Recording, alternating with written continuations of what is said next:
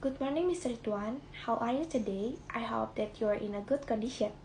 My name is Verena Prameswari, and now I'm going to show you my personal analysis about rape and murder Unnes case. First thing first, I want to ask you something. Do you ever hear about these cases? Or maybe you have heard about a whole murder cases. That's the same case of mine. This case certainly known as a whole rape and murder case.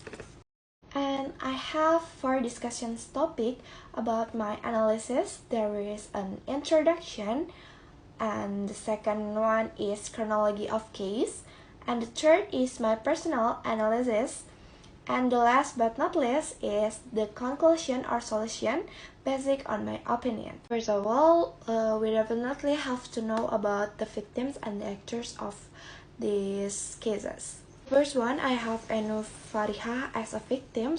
That is an 18 years old woman who works at a plastic factory PDPGM. The second one, I have Rahmat Alim. He is a 15 years old man who is Unnes' boyfriend. According to the opinion of people around, Rahmat is one of the children who are quite accomplished.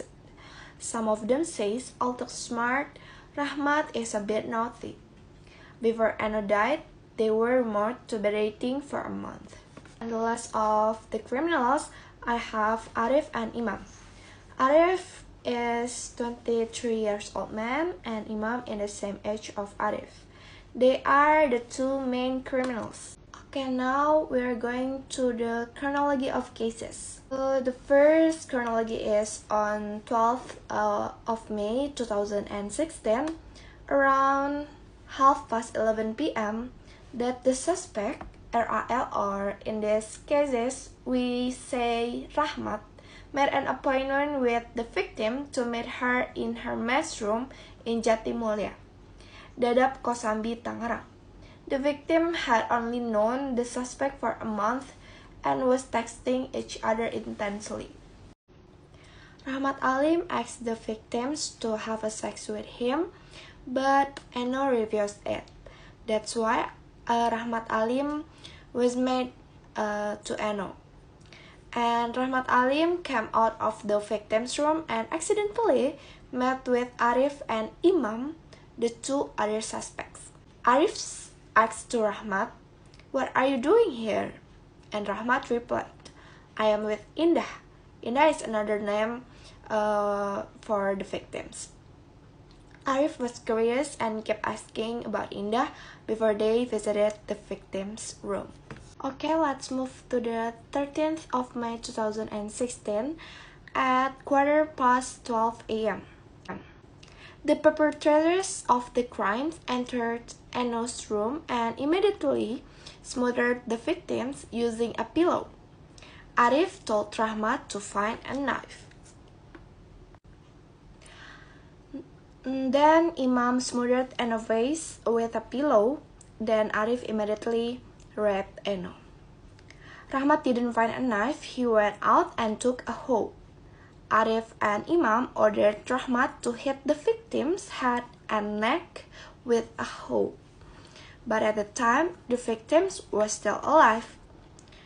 Arif stuck the handle of a hoe into the victim's genitals. That's the reason why Unnes dead. The perpetrators then locked the victim's room from the outside and just left.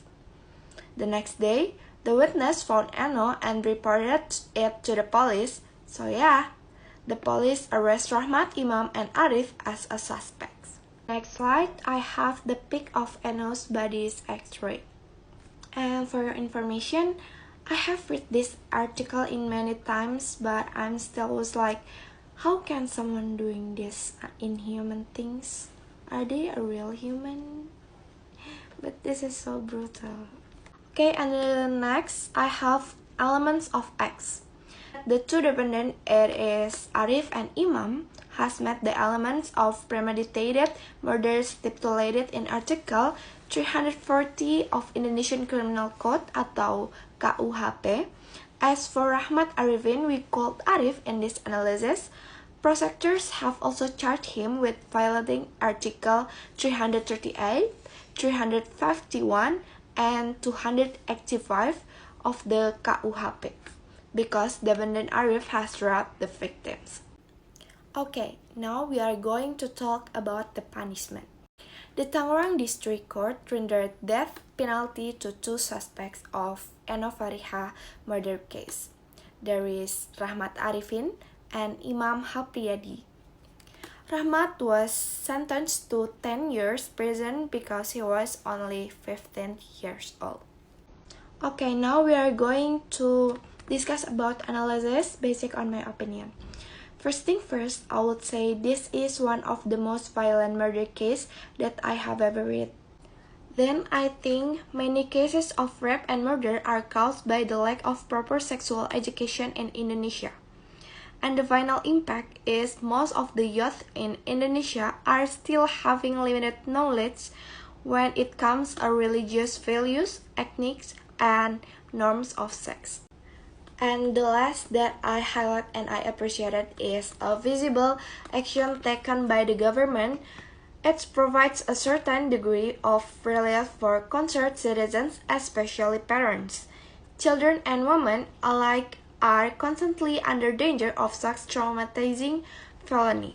The national issue is certainly not an easy to solve, but providing a legal basis for a more relentless sentence is always good start.